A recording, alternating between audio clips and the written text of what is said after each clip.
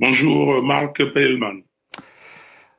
Alors à peine l'encre de l'accord historique signé à Washington devant le président Trump par Paul Kagame et Félix Tshisekedi était-elle sèche que les combats ont repris de plus belle, notamment dans la région du Sud Kivu, frontalière avec le Rwanda et le Burundi. Les rebelles de l'AFC M23, soutenus par le Rwanda, ont repris notamment la ville stratégique d'Uvira. Alors Kigali et Kinshasa s'accusent mutuellement d'avoir violé l'accord. D'après vous, est-ce un accident que l'action militaire a repris dès l'accord de paix signé? Non, c'est pas un accident, c'était prévisible. L'accord était un piège que M. Kagame a tendu à M. Félix Tshisekedi. Donc c'était prévisible. M. Kagame, voyant les sanctions européennes, les sanctions américaines depuis début janvier et la résolution 2773, donc il a voulu essayer de se sortir de toutes ces sanctions et de cette résolution des Nations Unies. Donc, il a poussé Tshisekedi à un accord qu'il ne pensait pas et qu'il n'avait pas, dans sa tête. Et aujourd'hui, on le voit qu'il préparait la guerre depuis. Il a un objectif bien précis, parce que cette guerre-là, vous le savez, c'est une guerre économique et une guerre des terres. Vous dites que Paul Kagame avait manigancé cela, mais il y a un autre acteur qui a quand même joué un rôle, c'est Donald Trump. On sait à quel point l'administration américaine a mis la pression et sur le Rwanda et sur la RDC. Est-ce que vous diriez à ce moment-là que Donald Trump a été naïf, ou est-ce que, d'une certaine façon, il a été complice? Non, je ne dirais pas qu'il est complice, il a été complice. Je dirais simplement que Donald Trump voulait signer son accord de partenariat stratégique RDC-USA et ça, il l'a eu et il voulait certainement faire avancer les choses, mais il n'est pas dans le cœur de M. Kagame parce que la crise que nous qualifions de crise sous-régionale, parce que cette crise est une crise internationale. Cette crise comprend plusieurs pays. Il y a le Congo, notre pays, il y a le Rwanda, il y a l'Ouganda, il y a le Burundi. On pourra dire même qu'il y a la Tanzanie. Donc c'est une crise sous-régionale et Monsieur Trump, le président Trump, a certainement eu la bonne volonté de faire arrêter les choses, mais Monsieur Kagame, dans son hégémonie, ne pensait pas comme les autres. Est-ce que, d'après vous, c'est le Rwanda qui est coupable, ou est-ce que vous accusez aussi Félix Tshisekedi peut-être aussi de ne pas avoir eu l'intention de respecter cet accord, ou alors est-ce que vous pensez qu'il était de bonne foi? Non, le Rwanda est coupable, Félix Tshisekedi est coupable, il y a beaucoup de coupables.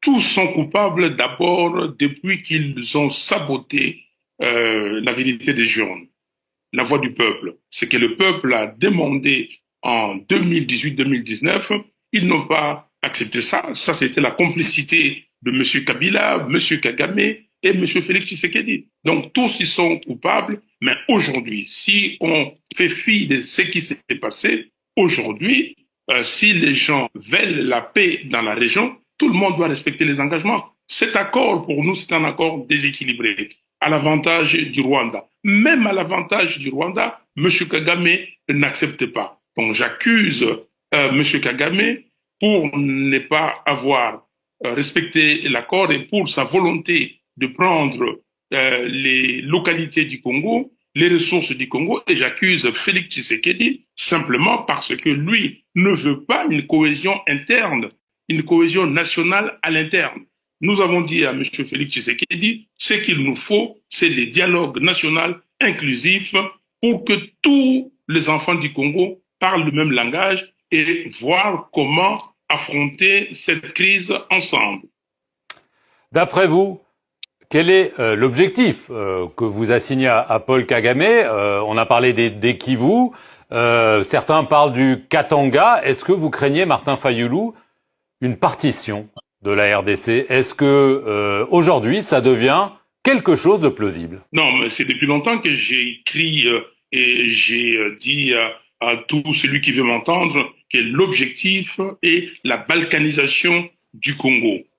Monsieur Kagame ne viendrait peut-être pas partout, n'ira peut-être pas partout, mais il a besoin des Kivu et peut-être Museveni va s'occuper de l'Ituri et les autres vont s'occuper d'autres contrées. Donc, ce qu'il y a là, c'est l'intégrité territoriale du Congo qui est menacée. Donc il faut arrêter, et c'est pour cela que je demande à la communauté internationale, elle peut arrêter ça. Je demande au président Trump, lui peut arrêter, c'est-à-dire de reprendre les sanctions contre M. Kagame et le Rwanda, et de dire à tout le monde que la résolution 2773 doit être strictement appliquée. Cette résolution est claire. Donc on demande au Rwanda de cesser tout soutien au M23 et AFC. On demande à l'AFC et M23 de quitter toutes les positions qu'ils ont conquises depuis Goma, Bukavu et tout le reste. Donc c'est très simple. Si le monde, si les Nations Unies veulent aider à pacifier la région, à résoudre cette crise, je crois qu'il n'y a pas 36 solutions. La solution, c'est la résolution 2773.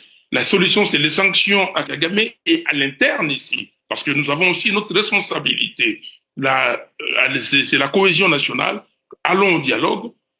Félix Tshisekedi et les évêques et les pasteurs doivent convoquer la réunion pour ce dialogue national inclusif. Est-ce que, d'après vous, parce qu'il y a un autre processus, le processus de Doha, par lequel l'AFC M23 discute avec le gouvernement de Kinshasa, est-ce que, d'après vous, c'était une erreur et qu'aujourd'hui, il faut abandonner ce processus de Doha? Oui, tout à fait. Nous avons dit que c'était une erreur, mais comme on dit, le vin est tiré, il faut le boire. Nous avons dit que le processus de Doha n'avait qu'un objectif. Comment avoir le cessez-le-feu? Deux, comment mettre en application la résolution 2773? Si les belligérants s'étaient entendus pour arriver à cela, on ne pourrait pas dire que c'est un échec. Mais aujourd'hui, je ne vois pas la nécessité de ces processus de Doha. Nous avons dit qu'il nous faut un processus le plus important. C'est le processus de Kinshasa. Parce que aujourd'hui, on fait comme si il n'y avait pas de Congolais. Le peuple congolais est complètement oublié. Il y a 10 millions de morts qui sont morts, et le président Trump l'a dit. Il y a plusieurs millions de Congolais qui sont déplacés, qui sont réfugiés, qui meurent comme ça.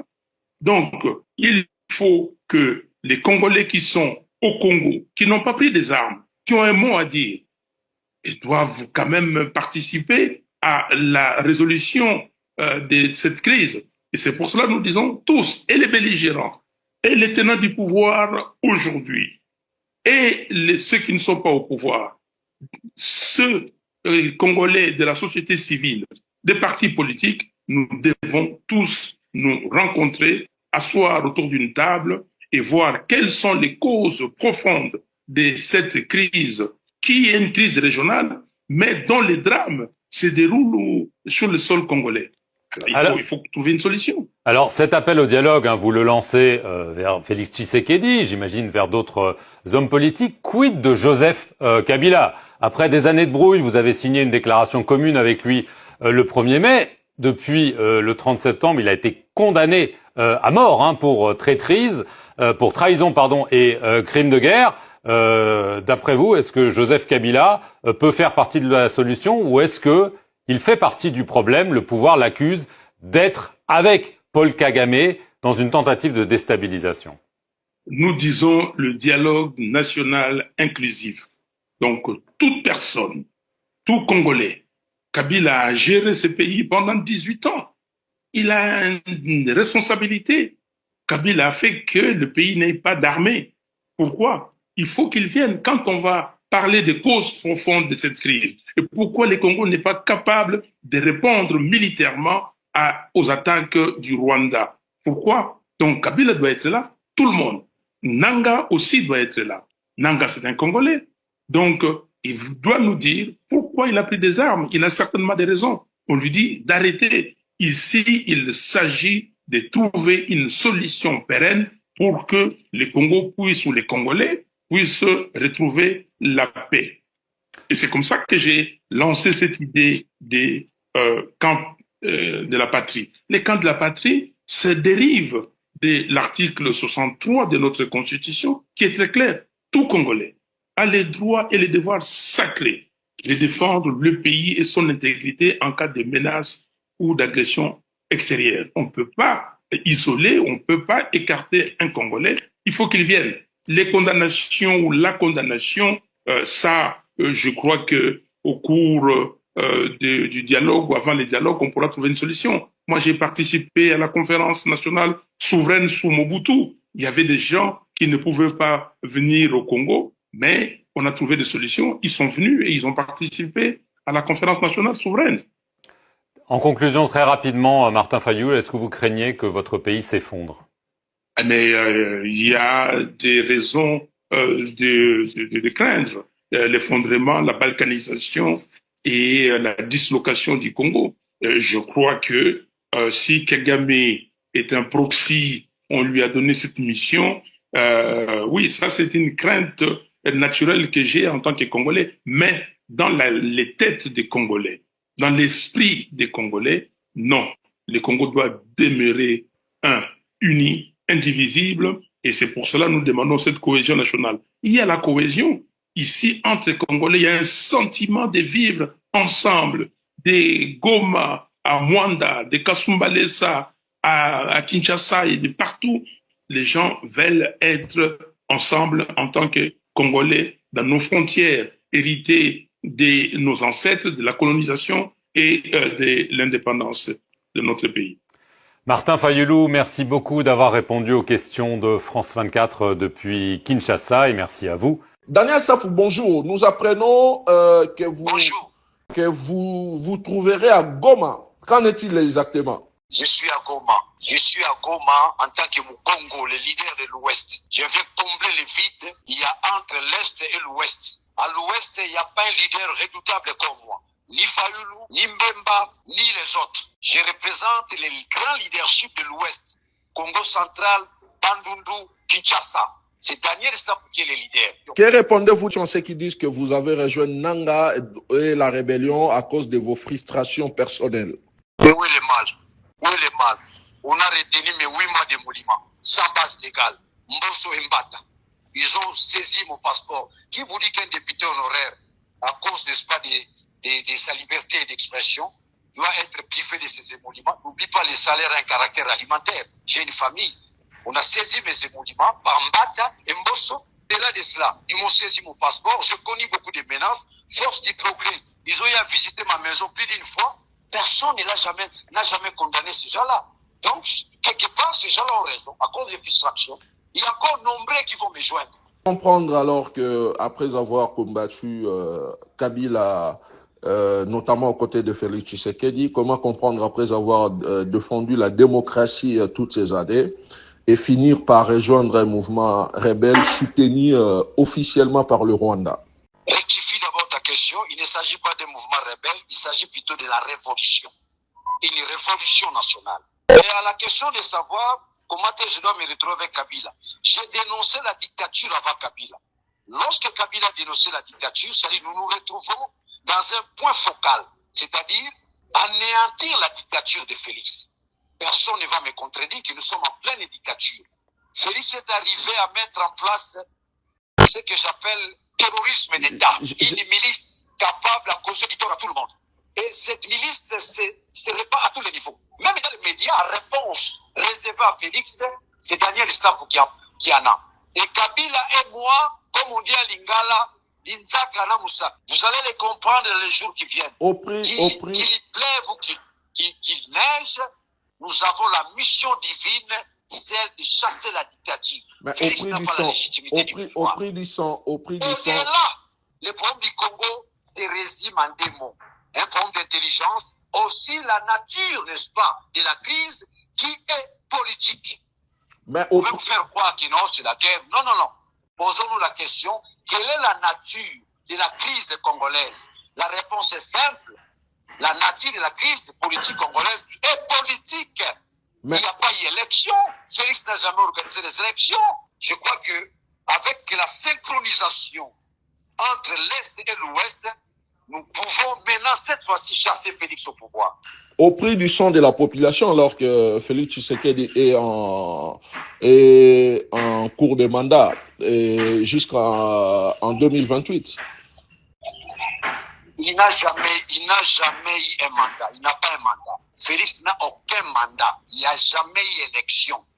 C'est pas toi, Bouchakira, tu vas me contredire. Ça c'est selon vous. Mais les élections ont été tenues en 2018 comme en 2023. Les élections se passent pour un seul jour. Mais nous avons connu une élection de 10 jours, 15 jours. Il n'y a pas eu élection.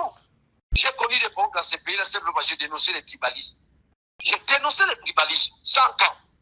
Et faut vous poser la question comment je me retrouve à Goma. J'ai parcouru plus de 80 km à pied jusqu'à atteindre les grands leaders charismatiques Corneille Nangaa. D'ici moi, le général Makenga, je suis là. J'apporte mon soutien à la fois métaphysique, intellectuel, psychologique.